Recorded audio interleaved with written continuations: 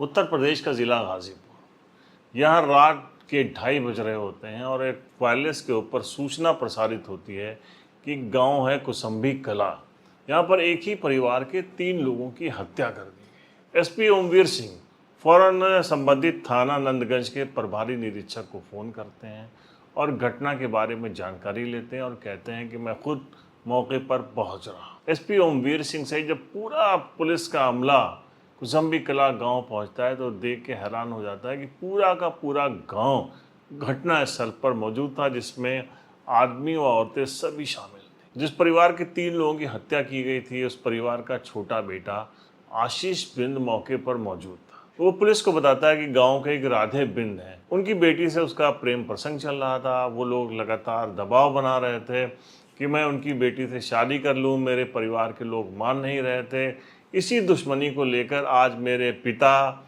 मेरी माँ और मेरे बड़े भाई की गला रेतकर हत्या कर दी गई है। मैंने राधे बिंद को भागते हुए देखा। गांव में एक तिलक समारोह चल रहा था जहां पे डीजे बज रहा था, सारे लोग इकट्ठा थे। वहां कुछ देर पहले मैं अपने पिता और भाई के साथ गया था। मेरा डीजे में बड़ा मन लग रहा था, लेकिन मेरे पिता मुझे वापस लेके घर आ गए थे। उसके बाद फिर जैसे ही मौका मिला मैं फिर घर से वहाँ चला गया। कुछ देर मैं वहाँ पे मौजूद रहा। जब लौट के आया तो मैंने देखा कि तीनों की लाशें पड़ी हुई हैं और राधे बिन वहाँ मौके से भाग रहा था। इस सूचना पर गांव वाले गए और गांव वालों ने राधे बिन को पकड़ लिया और पकड़ के थाने लेकर चले। सनसनी फैला देने वाला ये मामला था। दूसरे दिन सुबह पुलिस जो है घटना की रिपोर्ट दर्ज करती है, आरोपी को हिरासत में लेकर पूछताछ शुरू होती है और वहीं अंतिम संस्कार का इंतजार करती है। पुलिस जब राधे बिन से पूछती है तो राधे बिन साफ तौर पे कहता है कि मैं तो अपने घर पे था, इस तिहरे हत्याकांड के बारे में मुझे कुछ भी नहीं पता। शोर शराबा हुआ जब गांव के अंदर तो मैं भी घर से निकला, उतने में गांव वाले आए और उन्होंने मुझको पकड़ लिया है, इसलिए मुझे इसके बारे में कोई जानकारी नहीं। पुलिस कई राउंड उससे बातचीत कर चुकी थी, लेकिन अभी भी पुलिस को लग नहीं रहा था कि राधे बिन ने ही तिहरा हत्याकांड किया है। उधर चोचकपुर शमशान घाट था जहां तीनों लाशों का एक साथ अंतिम संस्कार किया गया। पूरा गांव गम में डूबा हुआ था, क्योंकि गांव का ही बड़ा अच्छा ये परिवार था। सभी लोग इनसे मिलजुल के रहते थे। परिवार का मुखिया मुंशी बिन मुंबई में कामकाज करता था और अच्छा खासा वहां से पैसा कमाता था। उसकी पत्नी देवती बिंद अपने दोनों बेटे रामाशीष बिंद और आशीष बिंद के साथ यहाँ रहती थी। दोनों बच्चे, बड़ा वाला बेटा 12th में और छोटा वाला बेटा आशीष 11th में पढ़ाई कर रहे थे। सब कुछ अच्छा चल रहा था। अचानक तिहरा हत्याकांड हो जाने से पूरे गांव में शोक की लहर थी। पुलिस भी इंतजार कर रही थी। जब अंतिम संस्कार हो गया उसके बाद आशीष वहां से घर जाने लगा तो पुलिस ने कहा कि तुम कैसे घर जाओगे, तुमको हम लोग छोड़ देंगे, आओ हमारी गाड़ी में बैठ जाओ। आशीष बिन जब उस गाड़ी में बैठ गए तो पुलिस सीधे उनको वहां से लेकर थाने पहुंच गई। और जब पुलिस थाने आशीष को लेकर आई तो पुलिस ने अब फिर से पूछना शुरू कर दिया कि हाँ अब बताओ कैसे घटना क्या हुई थी। आशीष ने फिर वही कहानी बताई कि गांव में तिलक समारोह था, वहाँ डीजे बज रहा था। मैं अपने पिता, बड़े भाई के साथ गया था, हम लोग वहीं पे मौजूद थे। कुछ देर के बाद पिता ने मुझसे घर चलने के लिए कहा, हम लोग घर आ गए। मैं कुछ देर तो वहाँ बैठा रहा। जब सब लोग सो गए तो डीजे की चाहत में मैं फिर वहाँ से गया और उसके बाद वहाँ पहुँच के मैंने कुछ देर डांस वांस किया।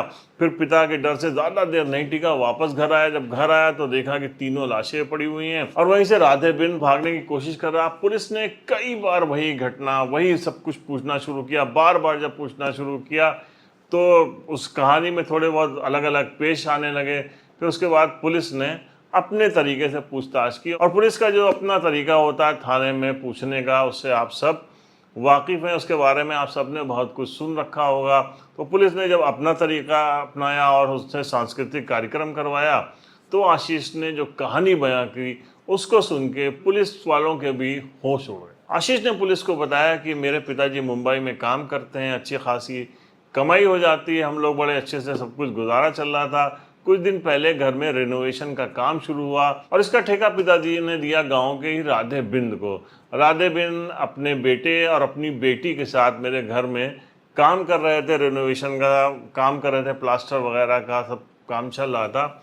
उनकी बेटी आ रही थी, उनकी बेटी मुझे अच्छी लगने लगी और हम दोनों कब न जाने इस बीच में प्यार करने लगे कि हमको पता ही नहीं चला।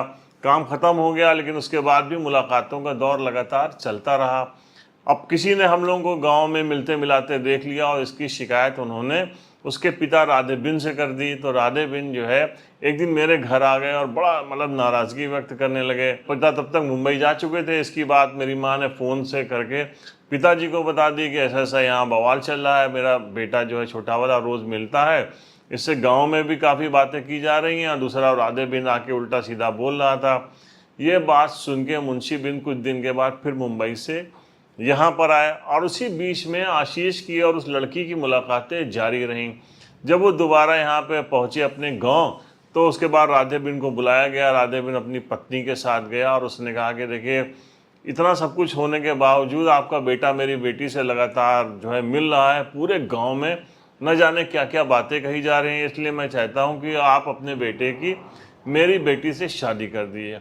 अब यहाँ पे कई पेज थे। राधे बिन की जो बेटी थी वो उम्र में आशीष से बड़ी थी, आशीष अभी नाबालिग था, और उस लड़की की उम्र थोड़ी ज़्यादा थी। और दूसरी बात, ये लोग मतलब बहुत गरीब थे। राधे बिन कहाँ उनके घर में मतलब कॉन्ट्रैक्ट पे काम कर रहे थे, रेनोवेशन का काम कर रहे थे, और कहाँ वो लोग पैसों में बहुत ज़्यादा बढ़ चुके थे। हालांकि दोनों की जो ज़ात थी वो एकदम सेम थी, लेकिन इसके बावजूद वो लोग मानने को बिल्कुल भी तैयार नहीं थे। तो उन्होंने कहा कि ले जाओ अपनी बेटी को, और तुम बकवास करते हो, गलत गलत बातें करते हो, हम कहते शादी कर लेंगे, तुम्हारी क्या औकात है, ये है वो। कहने के बाद ये लोग चले गए और काफ़ी समझाया। उसके बाद मुंशी बिन ने अपने बेटे को कहा कि तुम पढ़ाई लिखाई करो, मैं मुंबई में तुमको अच्छी नौकरी दिला दूंगा, बहुत अच्छी लड़की तुमको वहाँ मिल जाएगी, कहाँ इसके चक्कर में पड़े हो, तुमसे उम्र में भी बड़ी है, दूसरी बात उनकी हैसियत देखो, हम लोगों के बराबर में बैठने के भी लायक नहीं है। ये सब समझाने के बाद मुंशी बिन जो है फिर मुंबई चले गए। इधर जो आशीष थे उसके दिमाग पे आशिकी का भूत सवार हो चुका था। दोनों की मुलाकातें लगातार जारी रही। फिर एक दिन जो है वो अचानक आशीष गायब हो गया। घर वालों को पता चला कि जो है कहीं आशीष का अपहरण कर लिया गया। उन्होंने पुलिस को भी यही सूचना दी।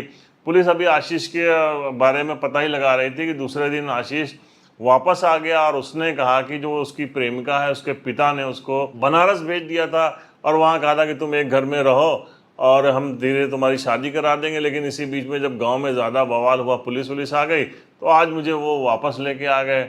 अब पुलिस ने जो है दोनों परिवारों को थाने बुलाया, राधे बिन से पूछताछ की, तो ये सब कहानी फर्जी थी। लेकिन अब आशीष ने कहा कि हम शादी करना चाहते हैं। तो पुलिस ने जब दोनों की एज निकाली तो दोनों माइनर थे। पुलिस ने कहा कि नहीं, तुम लोगों की कतई शादी नहीं हो सकती। दोनों परिवारों को भी कहा कि यार लिखित उनसे ले लिया कि अब बकवास मत करना, और लड़के को भी डांटा, लड़की को भी डांटा, कहा जब बालिग हो जाओ फिर तुम लोगों को जो करना होगा वो करना। वहाँ से लोग अपने अपने घर चले आए।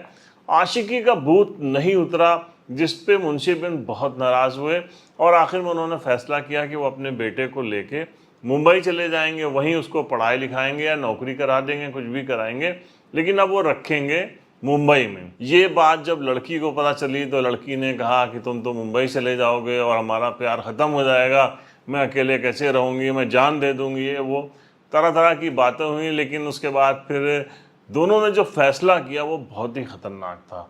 आशीष ने फैसला किया कि ये बार बार जो है मेरे घर वाले तुमको छोड़ने की बात करते हैं, तो मैं इनको ही ठिकाने लगा दूंगा। दूसरी बात यह है कि तुम्हारे पिता को इस आरोप में फंसा दूंगा, वो जेल चले जाएंगे, उसके बाद हम लोगों का मिलना और शादी सब कुछ हो जाएगी। और इसी फैसले के तहत उसने ज़बरदस्त घिनौना षड्यंत्र रचा। रात में जब ये लोग वहाँ डीजे जहाँ पे तिलक समारोह में गए थे, वहाँ से जब लौट के आए तो आशीष के माता पिता घर के बाहर सो गए और बड़ा भाई रामाशीष घर के अंदर सो गया। जब ये लोग गहरी नींद में सो रहे थे तो उसके बाद वो धारदार खुरपी जो पहले से आशीष ने ले रखी थी, घर के अंदर छुपा रखी थी, वो लेकर आया और उसने ज़ोरदार प्रहार गले पे किया और गला रेत के बड़े भाई की हत्या कर दी।